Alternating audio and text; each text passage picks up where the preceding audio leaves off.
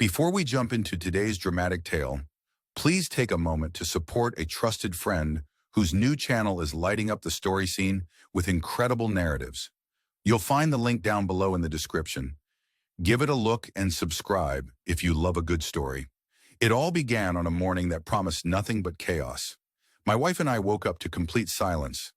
The alarm never rang because a sudden power outage had blanketed our home overnight. In a mad scramble to be timely for work, my wife rushed like she'd been chasing time itself, while I, with a relaxed 2-week business trip on my horizon and a mere 15-minute commute, could afford a moment's delay. In the usual morning rush, her habit of checking work emails was thrown off kilter, and she left her computer on. When I decided to shut it down, something in an old email subject line caught my eye. Aloha for a great time. My stomach sank as dread eclipsed curiosity when I opened it, revealing her secret plan to vanish to Hawaii with another man, all while I was scheduled to be away for 2 weeks on an important business trip. It felt like a crushing blow, as if a punch had landed right in my gut. To set the stage, let me give you some background. Karen and I met over 12 years ago through mutual friends who insisted that we were a perfect match.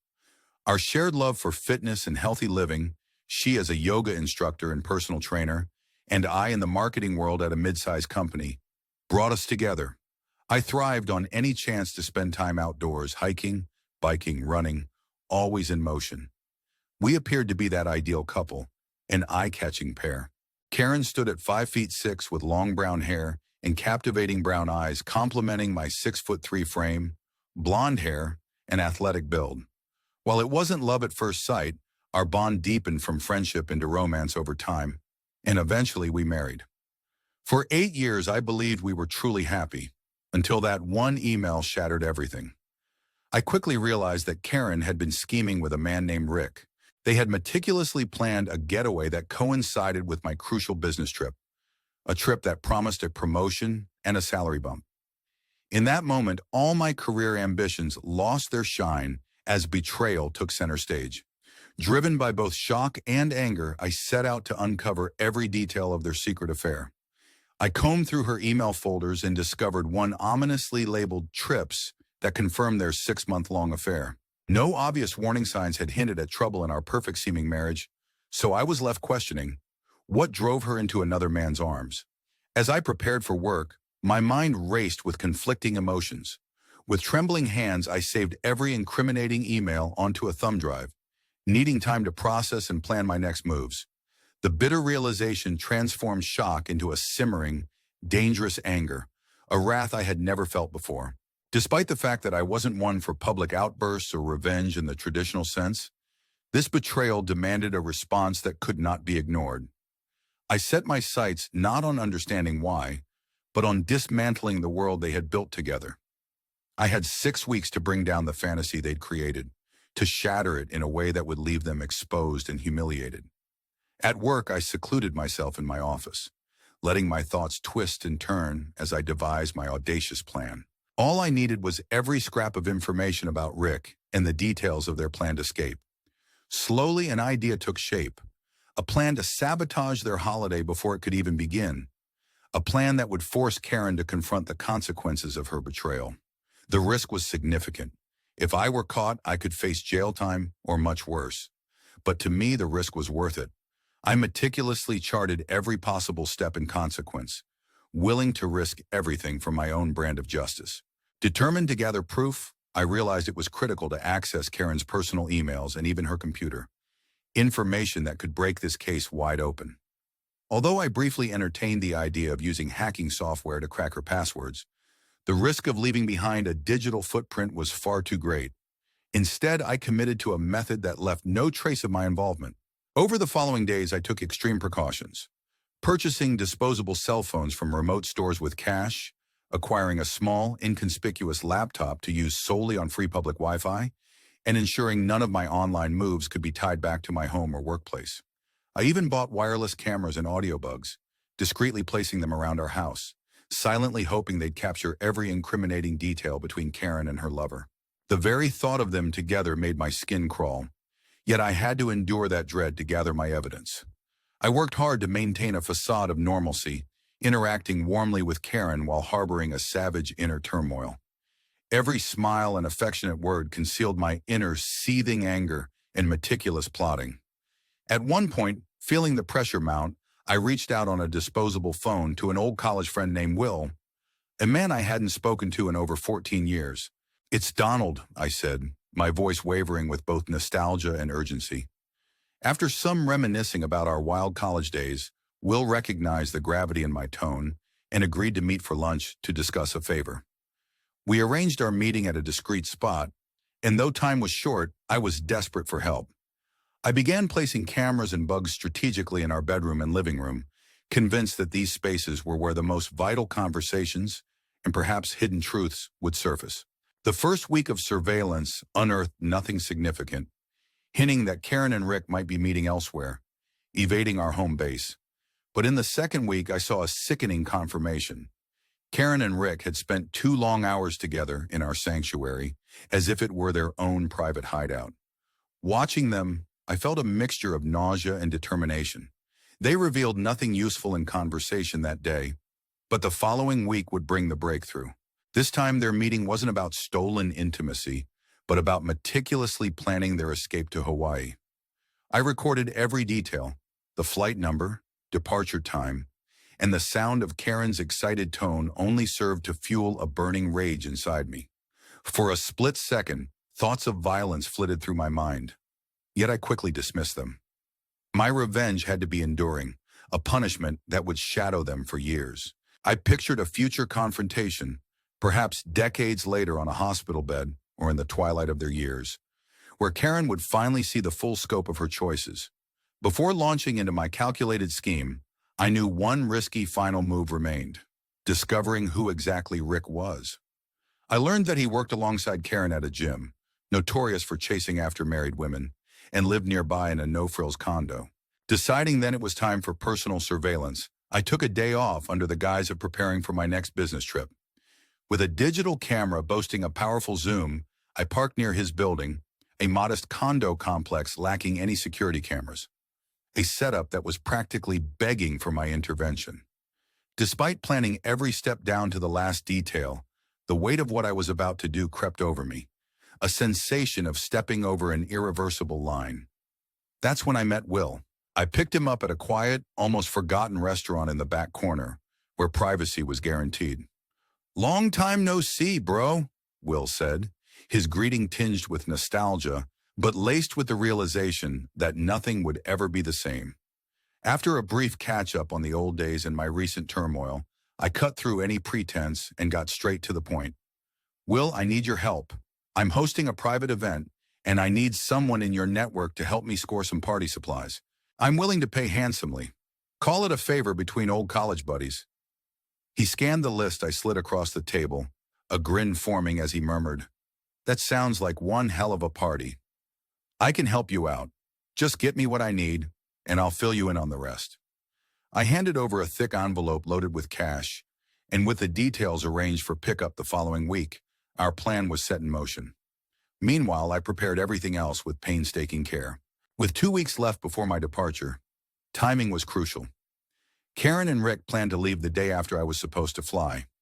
Every move, every planted piece of evidence had to be flawless. I returned home early one day and found Karen's suitcase perfectly packed for her secret escape. I executed my own sabotage inside her bag, slipping in a few surprises so hidden that she would never notice them, even if she repacked. But that was only half the game. The next step took an even greater risk: breaking into Rick's condo.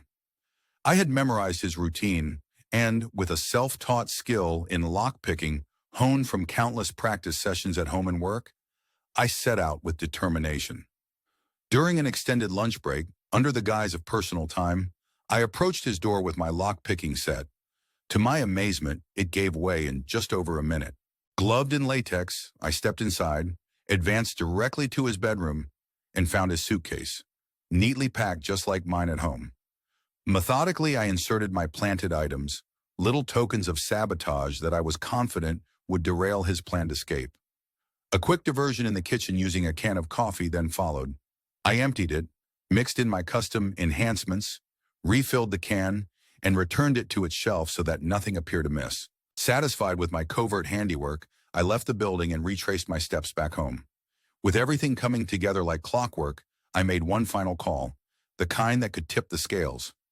I connected with a friend named Jasper who had an insider connection at airport security. I explained everything in a hushed, urgent tone, carefully providing the flight details and Rick's name while leaving out any mention of Karen. Jasper merely nodded, promising in a tone that brooked no argument. Consider it done. And so, with a heavy heart and an iron determination, I erased every trace of my high-stakes surveillance, disposing of all my gear in a way that left no digital or physical footprint. Later that evening, I decided to toy with fate and Karen's expectations just one last time. I arrived home visibly dejected, slumping into a chair as if burdened by the weight of the world. Karen's face lit up immediately with concern. "What's wrong? Did something go wrong at work?" she asked. I sighed, fabricating a story about canceled clients and lost opportunities, assuring her that our business had taken a downturn. I watched her reaction closely as the color drained from her face, a silent confession of her worry. When she hesitantly asked if I was really sure, feigning concern for our project's future, I allowed a sly grin to flicker across my face as I reassured her. "Honey, the trip is still on." Her relief was palpable. She even laughed nervously, remarking about missing me terribly and hinting at plans for a quiet night. Little did she know that every word, every smile concealed a cold, calculated fury beneath the surface. The next morning, Karen drove me to the airport. At the departure gate, as we shared one long, lingering kiss, a kiss that I knew marked the end of everything, I turned my back and walked away towards my colleagues, boarding a flight that carried me far from home. The flight itself was devoid of drama, but once I arrived at the hotel, I made a quick call home. When no one answered, I left a carefully scripted message. "Honey, I've done something incredibly foolish. I left my phone in a cab. If you need me, drop a message at the front desk, and I'll call back tonight." Of course, this was nothing more than a ruse. I hadn't actually lost my phone. I simply needed to ensure that she would be cut off from reaching me while I concentrated on my meetings. I kept my phone powered off during the sessions, avoiding any unwanted interruptions. Later that night, as I returned to my hotel room, I saw that no messages had come through. A small, clandestine smile crossed my face at the thought that perhaps even airport security had intercepted her desperate calls. The next day, my meetings exceeded expectations, and before I knew it, business was wrapped up much earlier than anticipated. Back in the quiet solitude of my room, I checked my phone once again. Now 3 messages awaited me. One from Karen, tearful and panicked, another from her father pleading in urgency, and a surprising message from a DEA agent, his tone severe and uncompromising. Despite the satisfaction that bubbled inside me at the unfolding evidence, I masked my emotions perfectly, putting on the guise of a concerned husband. The following morning, I contacted my boss and mentioned a vague family emergency so I could be granted leave without arousing suspicion. Once I booked the earliest flight home, I retrieved my phone and dialed my father-in-law. "What the hell is going on?" I demanded, feigning disbelief as I listened to his explanation through the receiver. According to him, Karen had been arrested on drug charges. Even though no one would have ever suspected her, a dedicated yoga instructor with a clean reputation would ever be involved with drugs. During a tense conversation, her father revealed that she had been traveling with a friend to Hawaii when security found illegal substances in her bag. The conversation took a dark turn as I pressed for details. Was it a simple case of a poor judgment call, or had she been seduced into something far more dangerous? With every word spoken, I felt an escalating fury mixed with disbelief. My world had turned upside down. When her father finally admitted that she had been traveling with a man named Rick, now not only my wife's lover, but also a man entangled with the law, I clenched my fists in quiet, seething rage. I told her father that before any of us could proceed, I needed to talk to her lawyer and then personally confront her. With that, I ended the call. At home, a barrage of messages awaited me. Karen's desperate pleas and missed calls, messages from her father, and that ominous alert from her lawyer insisting on immediate meetings. I wasted no time, scheduling an appointment with her lawyer for the next morning and another with DEA agent DeFranco that same afternoon. I quickly cleaned up and left for the downtown office, my mind churning with the heavy consequences of my actions. Was it possible that I had covered every track carefully, or would the repercussions find me sooner than expected? Before long, I found myself seated in what could only be described as an interrogation room. Agent DeFranco entered with a folder clutched in his hand and began flipping through his paperwork. "I appreciate you coming in," he started, his voice direct and clinical. "I have some questions about your wife." Despite the calm he exuded, every word cut deeper. Leaning forward, I stated, "I assure you, my wife has never been involved with drugs. She's a yoga instructor. She wouldn't even come close to that world." His expression remained unchanged as he fired back. "People make foolish choices for various reasons. Were you aware that she planned this trip to Hawaii with Rick?" The room filled with tension as I responded evenly.